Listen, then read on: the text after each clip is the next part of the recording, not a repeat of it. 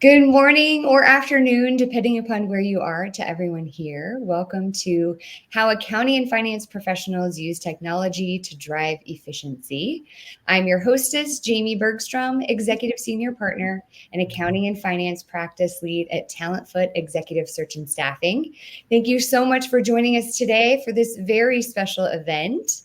For everyone in the audience, just to give us a better understanding of who is with us today, it would be super helpful if you could drop your title, industry, and city in the chat as we begin. Also want to encourage all of you to actively use the chat throughout our time together today, and I'll do my best to follow the questions and address them at the end of today's conversation. So definitely be sure to stick around for the Q&A session. For those of you who may not be familiar with Talentfoot, our mission is to future-proof organizations by securing forward-thinking leaders who have a track record of accelerating growth, innovation, and profitability. From the manager level to the C-suite, we recruit for startups to Fortune 50 with a strong specialty in lower mid-market organization. Why are we here today? Many of the C-suite executives we work with will ask us what can they do to continually push the limits within their organization to drive efficiency, enhance profitability, and position themselves as a true technologist. That's why I am pleased to be joined by someone who is actively doing this at the highest level and who can help us unpack what it really takes to achieve this by walking us through his technology journey at Exelon. With that said, I am pleased to introduce Rob Klaczynski. Rob is the Senior Vice President, Controller and Tax at Exelon. Rob, thank you so much for being here today. Can you start us out by giving us some insight into your background and tenure at Exelon? Sure. And thanks, Jamie. Thanks for having me today. Of course.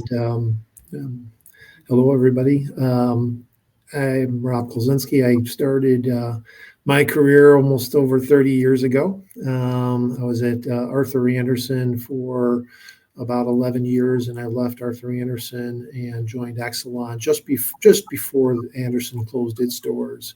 And I've been here at Exelon now 22 years. Most of my career has been focused in tax at Andersen, and then the majority of my career here at Exelon has been in tax as well. But then assumed the controllership role or chief accounting officer role last year, and so that's where I'm at today. That's amazing. Congrats on obviously your success and track record. Well, let's dive in. Rob, tell us about your technology journey. How did you get started? What buy-ins did you need to secure, and what efficiencies were you trying to drive?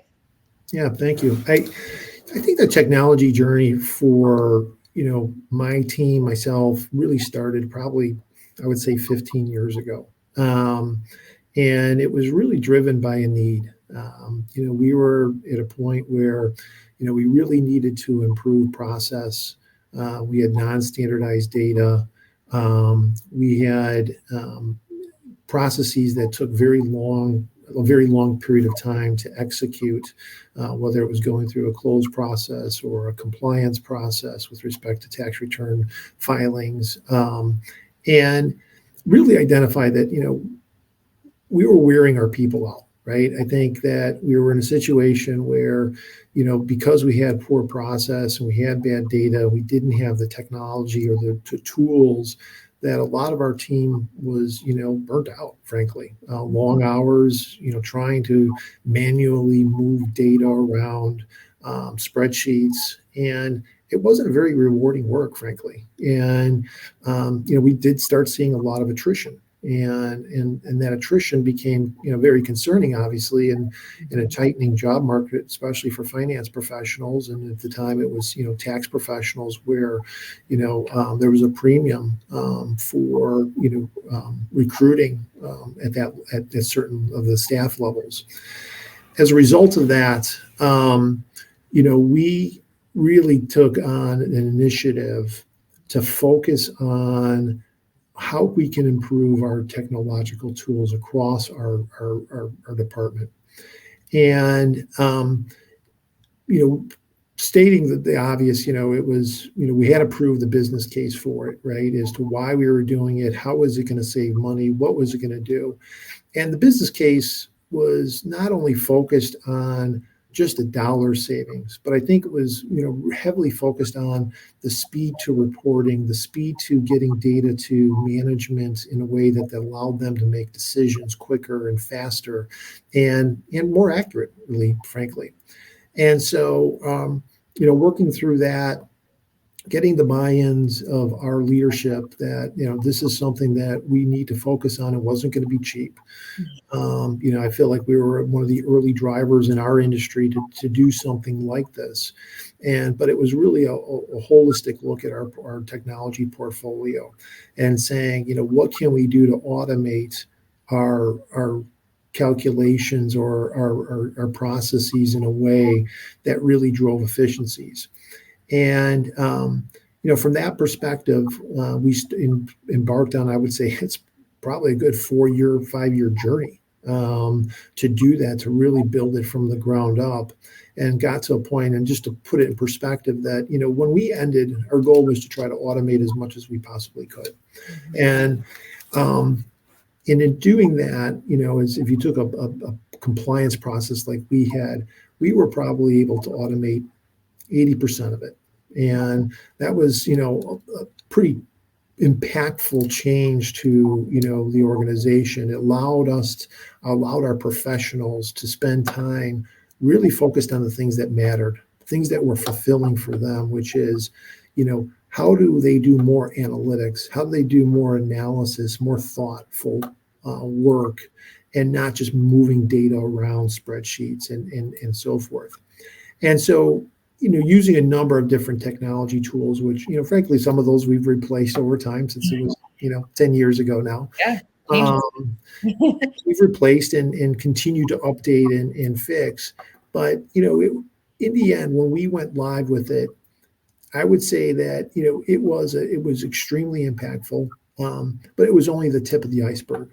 And in the sense that, what I'll explain on, I think, a little bit later, is tip of the iceberg of, it was the platform from which we could then operate, because we have now cleansed our data, we have defined processes, and so from that perspective, we really was the platform for our innovative culture that we were trying to achieve in our department. Yeah, oh, that's amazing.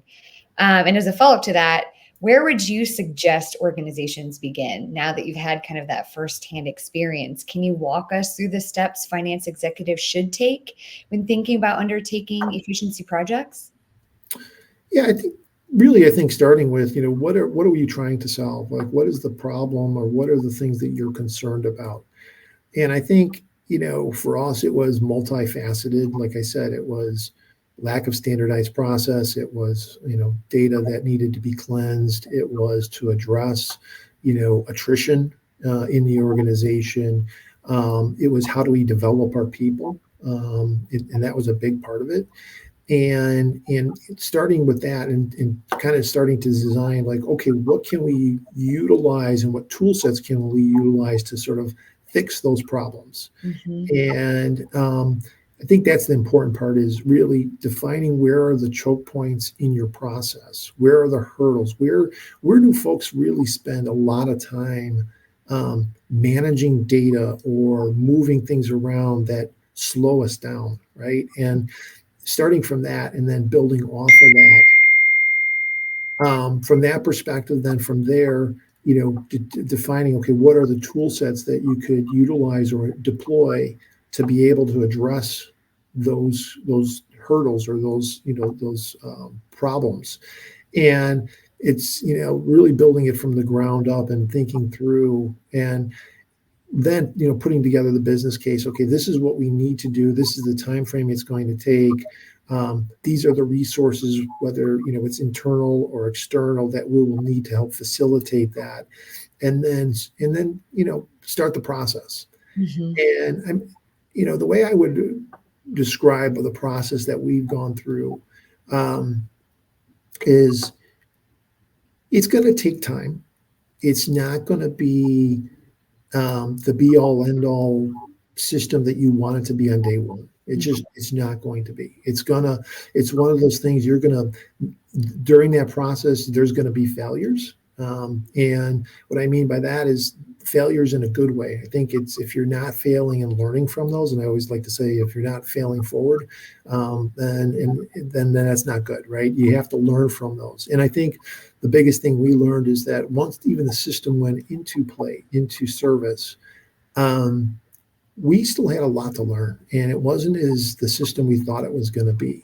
But that was okay because we learned a lot from it, and then we built off of that and said, okay, how do we continue to improve? And so, what it ultimately did too was create a continuous improvement mindset amongst our team, and they got jazzed by it because they saw the real benefits of, hey, if I can do this more efficiently, or I can automate this, or use a tool that, helps me do my work, hey, I'm the better off for it. And, not only do I get more rewarding work to do, but it also, you know, is ability to give data, like I said, quicker, faster, and for our management teams to make the right decisions and be good business partners.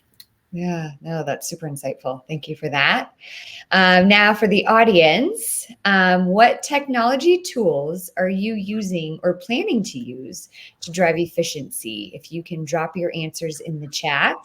And as the audience does that, Rob, can you give us insight into what technological tools you've used, what were advantageous, and what tools should A&F pros be exploring as they look to drive efficiency? Sure.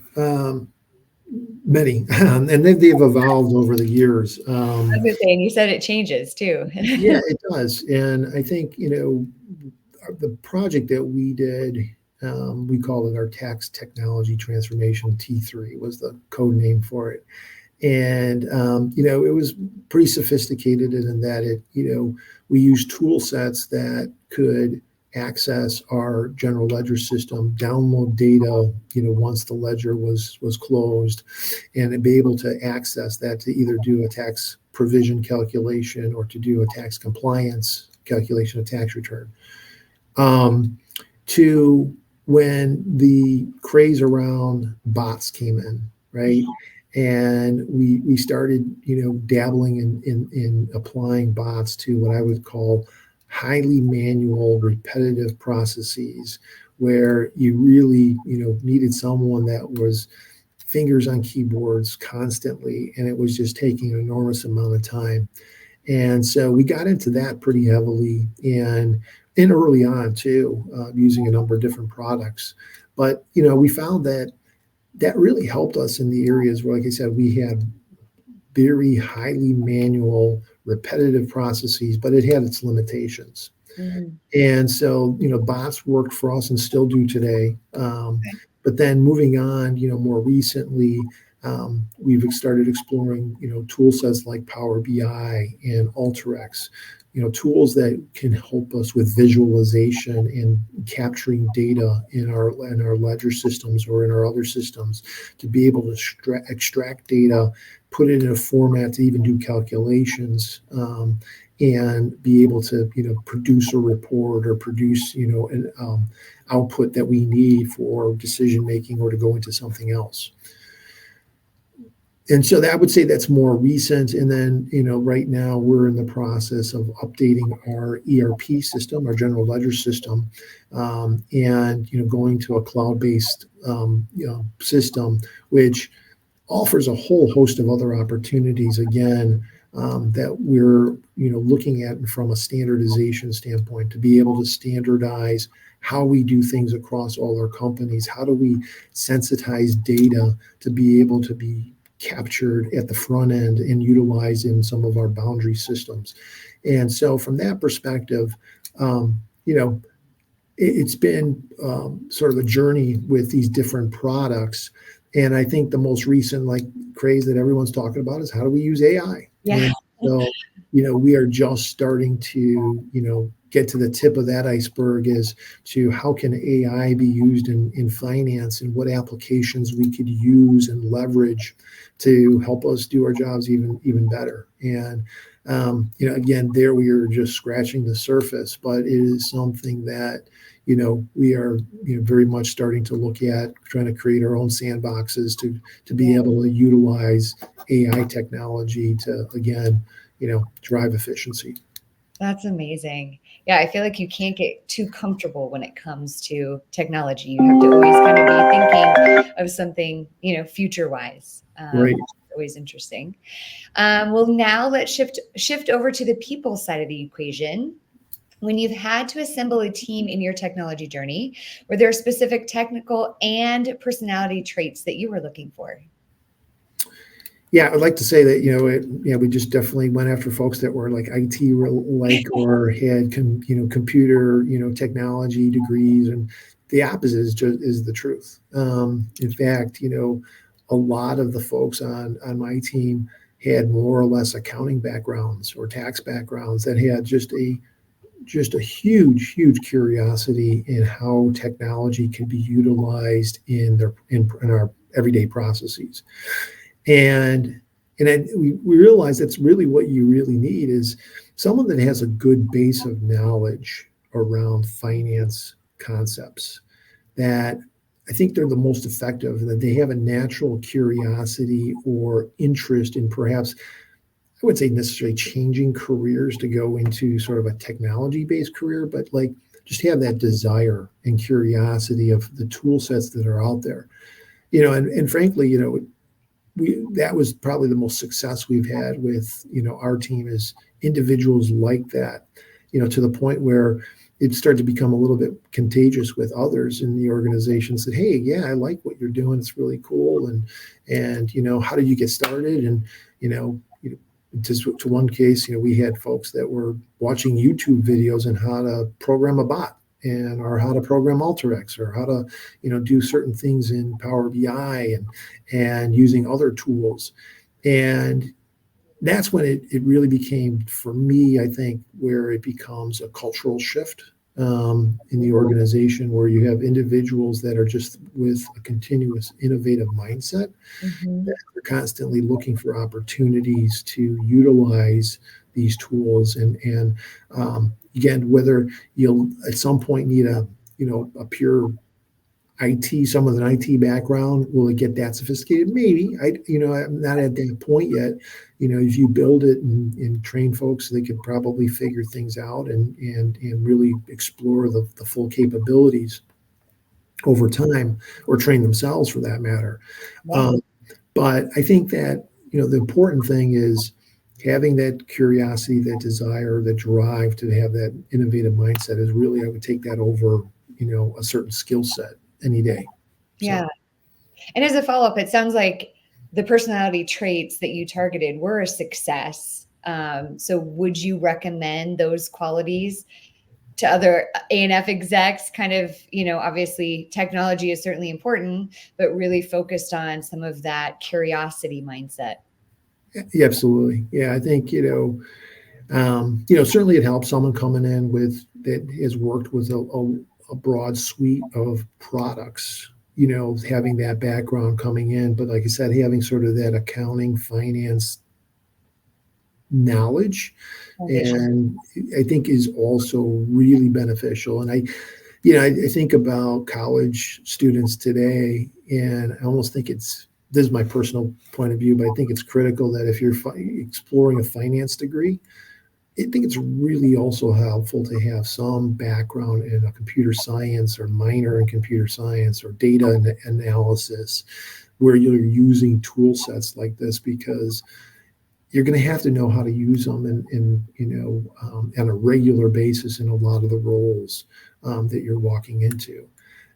So, you know, I just think it's the jobs of today are going to look very, very different in the future. And, you're going to have to adapt to that changing environment we are in. And I think, again, whether AI is going to be it's going to die out over time, I just don't think it will. I Yeah. think it's going to be around, and I think we're going to leverage it, and then we're going to continue to find, new opportunities for utilization. Yeah. No, and it's interesting you said that about from a college standpoint. I mean, as I'm chatting with clients and doing needs assessments, they're always looking for somebody who's savvy in technology. So I do think it's very relevant, I think, in today's market. Yeah, I think you're at a competitive disadvantage if you don't. I think, if you're not employing or deploying, I should say, these the later technology resources at our fingertips now, that you're going to be at a competitive disadvantage in terms of just be able to speed to decision making and running the business. So Yeah, it moves so fast too. and attracting talent. Yeah, absolutely. So for another audience participation, as we progress to the next question, what challenges are you facing when it comes to leveraging technology to drive efficiency in your role? Drop them in the chat. And Rob, as the audience does that, can you give us some insight into what challenges you have faced in your technology journey? How did you overcome them? And what challenges should accounting and finance executives be anticipating and preparing for when leveraging technology to drive efficiency? Yeah, I think when I think about this question, I think the biggest one, thought that comes to mind or most representative is that when you talk about technology, people get really excited and they Yeah. think about all the capabilities that you're gonna achieve with it. And then day one comes and it's in place, and you're like, wow, it's not everything we thought it was going to be. And I think that's part of is really setting expectations. Yeah. Expectation setting is really critical. That yes, it will get there, but day one probably not. And I think there was a lot of some disappointment. I would say a lot, but I think there's some disappointment. Like, well, it's not doing everything we thought it was going to do when we talked about it for the last 2 years or 3 years as we were building it. And part of it is, the fact that everyone's got to get used to the new product or the new system. There's going to be defects that you're going to have to resolve. There's going to be issues to overcome. But I think you got to look at it as this is an opportunity for, a platform to be put in place. Change management has to be front and center. I think that's the other challenge is change management. Depending on the your team in terms of where they're at in the technology journey, because it could be very different than what they're used to. And so I think those two things are probably the biggest in my mind, is really set expectations that are reasonable and probably scale them back even more. Mhm. Um, and then, but knowing that you're going to have a really good platform from which to work off of and build off of. And then two, don't underestimate the change management aspect and start early. Start getting your teams involved, whether as subject matter experts or in the training of and getting the feel for the system and what it's going to do and how the process is going to be changed. So I think that those two things I think are the biggest ones. Yeah, no, that's great. And I know we talked a little bit about this earlier, but discuss the importance of failing forward. I loved when you had mentioned that earlier, and I think it's so important. And why finance executives should embrace this philosophy. Someone used that terminology. One of my prior bosses had used it, and it really resonated with me in that, you know, yes, if you're not failing, it probably means that you're not taking chances or you're not, exploring the how far you can really stretch yourself. Mhm. And I think that's a very true statement. I think that if you really want to stretch yourself, you really want to challenge your teams, there's going to be failures. But as long as you're learning from those failures and applying them and making sure that, those failures to help you not make that same mistake twice, I think then it's a valuable, process. And so I think it's why it resonates for me too is like I said, it really says to myself that, hey, I'm really stretching, I'm going to the outer bounds of challenging folks about what's the art of possibility here Mhm. in terms of being innovative, have an innovative mindset. And a lot of times, I've talked a lot about technology here today. But innovative mindsets goes beyond technology. It's not going to be always the iPhone or the iPad type of big bang technology, but just being thoughtful about how you approach the work that you're doing and how you are willing to take a different point of view and say, why don't we try doing it like this? It's not working, or we have a really big, hurdle to climb every time we run this process, and just taking a different point of view. And part of that would say that, you're going to fail, but Mhm. you're going to learn from it, and then you're going to tweak it, and then you're going to be able to, even make it better. Yeah, just to be aware, I think is so important.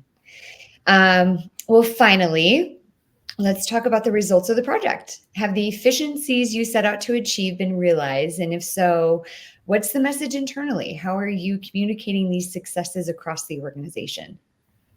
Yeah, I think, in large part we did over time achieve the objectives that we were looking for, whether that was standardizing processes, streamlining it, um, speed in terms of getting data and getting the process done. Face it, over time, we were able to eliminate a lot of manual work Mm, that folks were doing. And so, over time, and, primarily through attrition, is that we find that we have more higher level people in the organization doing analysis and technical analysis, more so than, you know, folks pushing data around spreadsheets. And that's a good place to be. And it helps us be a better, more valuable business partner to our partners in the business. And it's exciting because that's the work as finance professionals we really want to do, right? yeah, And I think it's a very attractive story to tell when we go out and try to recruit folks, to say, look, we've been on this technology journey. This is how we think about technology. This is what we continue to do, and this is the innovation mindset that we have. So I think it's a really good tool. But I think, in terms of communication is key, and being very open and honest about where you're at on the project. Um, Celebrating successes, making sure you're vocal about when something is completed or a part of the project, just giving the larger organization a sense of where you're at and where it's going and the successes that you're seeing with technology.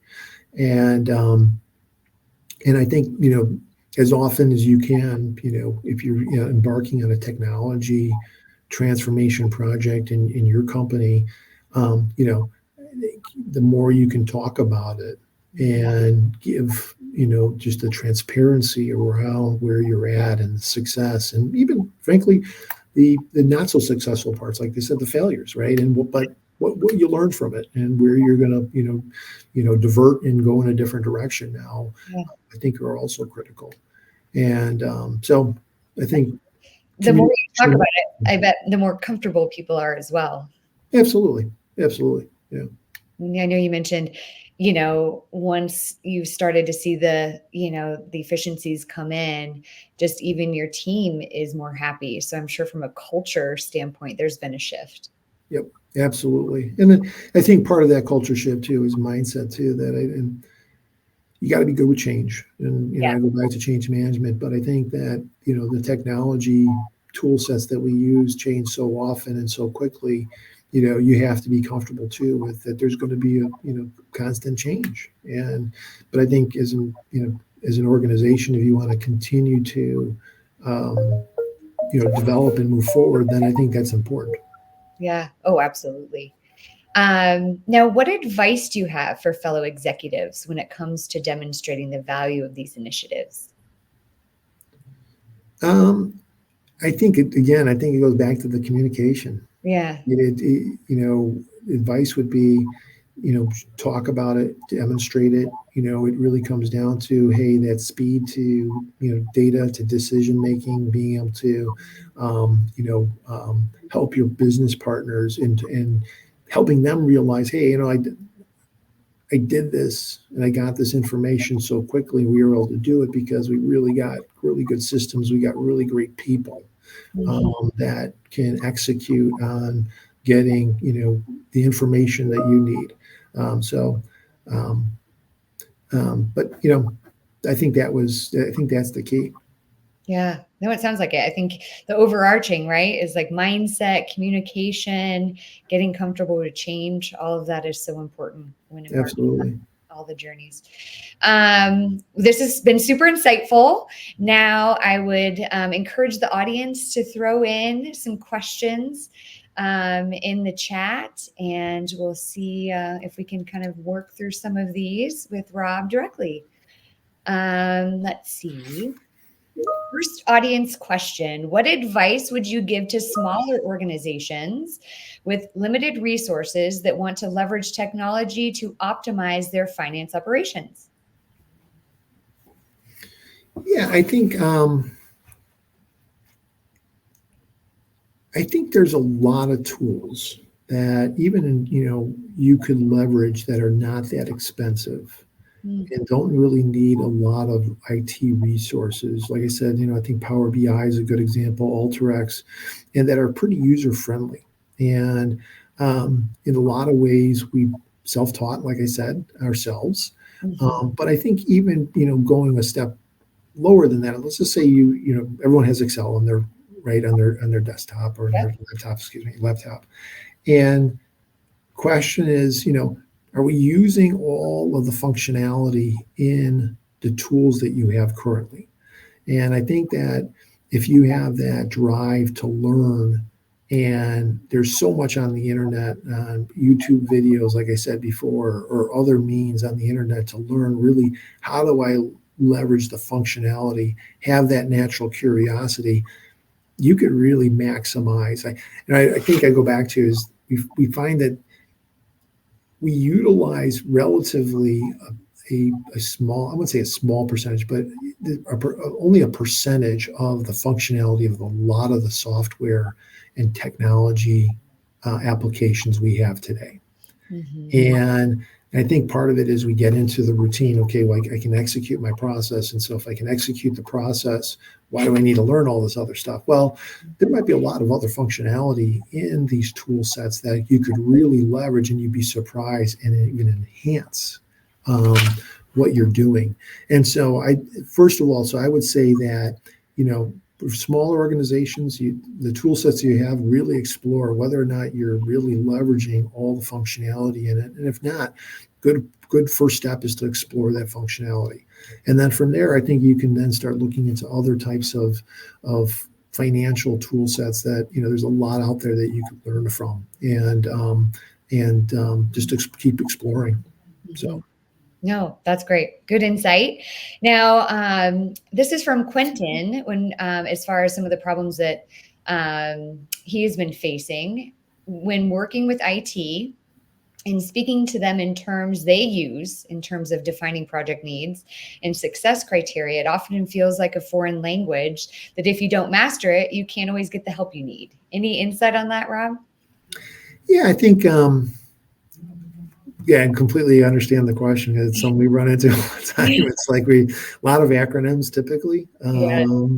but I laugh. We say that IT has a lot of acronyms, but so do we in finance too. So to be fair, right? I think that working with IT is you have the opportunity to work with a talented IT group like we have in the past. It's just a partnership, and sometimes you just got to say, hey, I don't quite understand what that means, or tell me what the tool set that you're talking about, what does it do, and how does it interact, Mhm. and just getting them to explain it in a way that makes sense from a layman's perspective, like how you'd really think about it. Mhm. And it again, I think it's just really that partnership with them to make sure that you both have on the same page, and it just takes time. And you spend the time learning kind of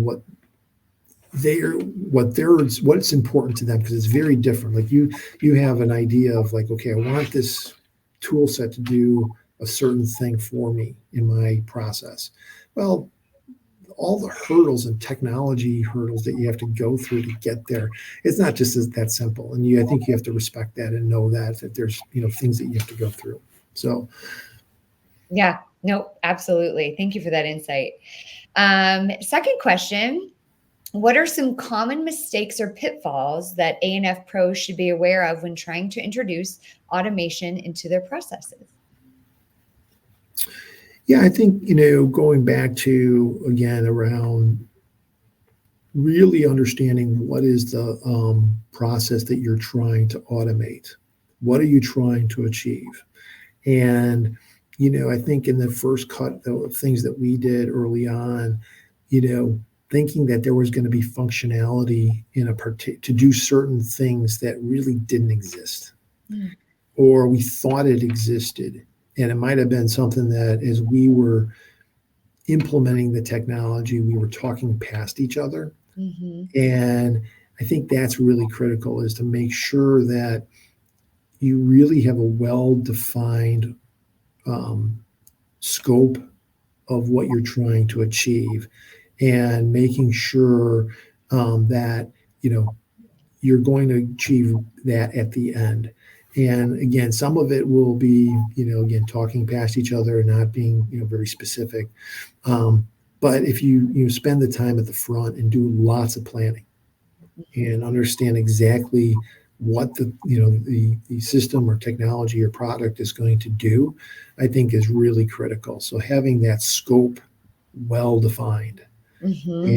and then when you get into design, really figuring out, is the design of the product the best way of doing it, and making sure once you get into the build phase of this, making sure the building off that design will achieve still. So I think it's constant checkpoints throughout that process to make sure you're getting the product that you really envisioned at the end.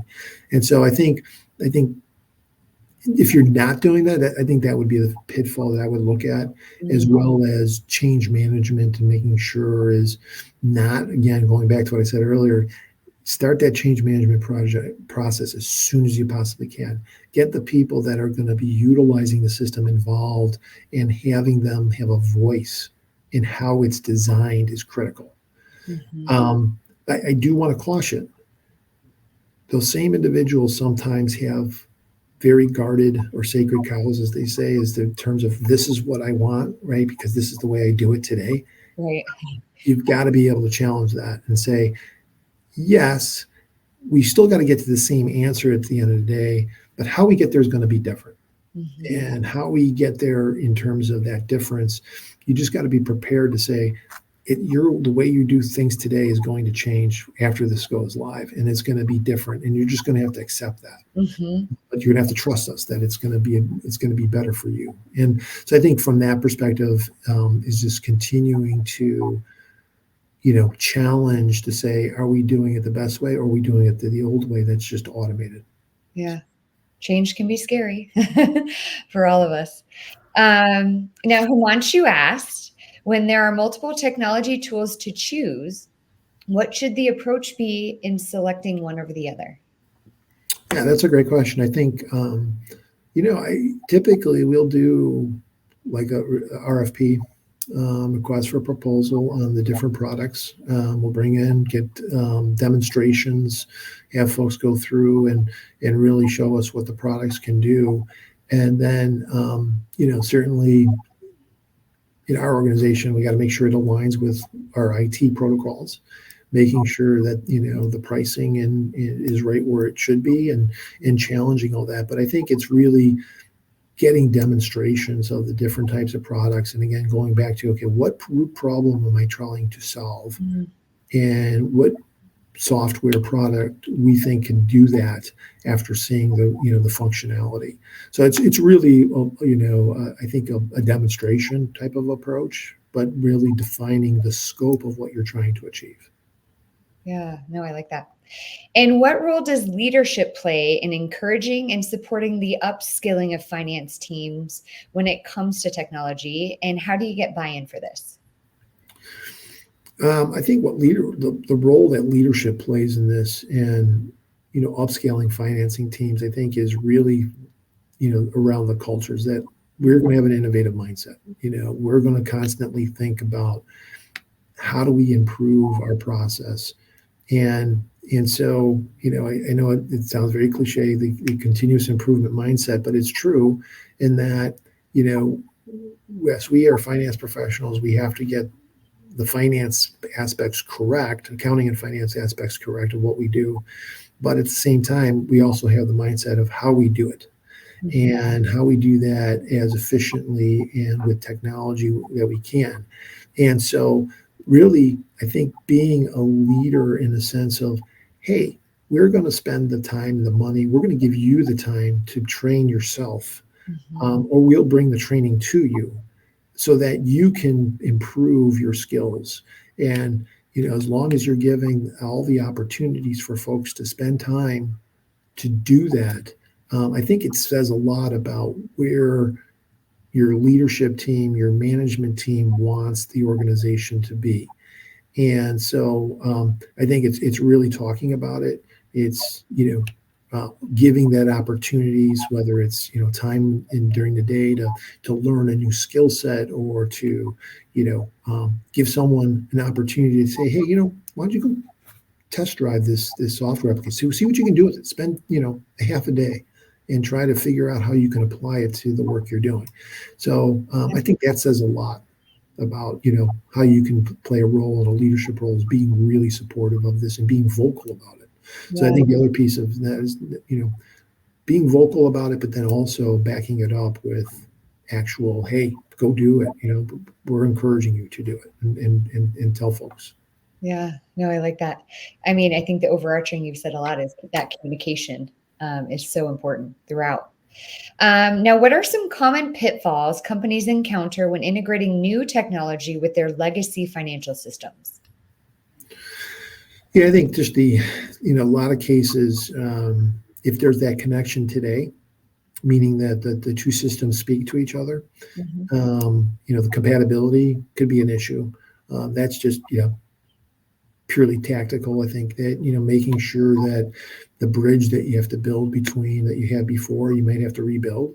And sometimes that's harder in certain circumstances, depending on the age of the systems that you're talking about, either the boundary system or the application that you use. And so I think you have to be thoughtful about that. But and a lot of the data could be different. It could be set up differently in one system versus another system. So that's the other thing you'll have to contend with. And I think that's, data cleansing. I touched upon it a little bit earlier, but I think that's a really important aspect of any technology journey. Mhm. Is, and it frankly could be the hardest, depending on the quality of your data, in the sense that you might have to really cleanse your data to be able to get it in the right format, so that it's usable in the systems that you're trying to implement. And so, not saying that you can't overcome that with technology, you might, but it's certainly the starting point, I think, for any good system implementation is a good source of data. Yeah. No, that's great. Well, we've gone through the Q&A from the audience. I have a fun question for you. Okay. If you were in an elevator with someone from our audience and could give them one piece of advice on how they can future-proof their career, what would it be? Yeah, I've had this question before. I'm thinking about it. Is, I think what I always give advice is, always invest in yourself.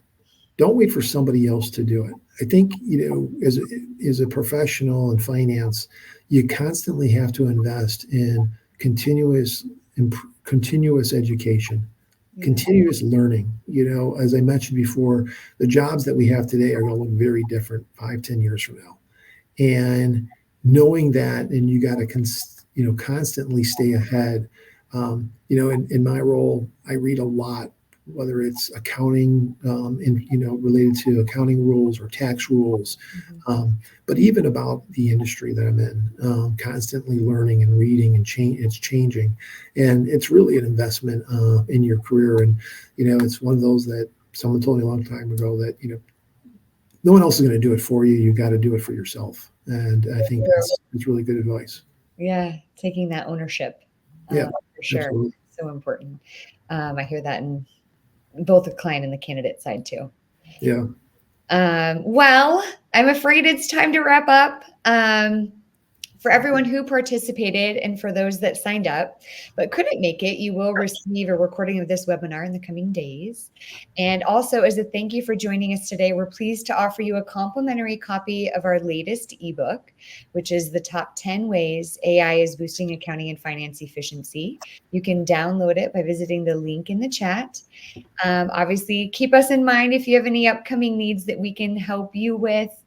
Thank you so much to everyone for joining us for this enlightening conversation today. And to Rob, thank you so much for being here and sharing your wisdom. And I hope everyone has a great day. Thank you. My pleasure. Yeah.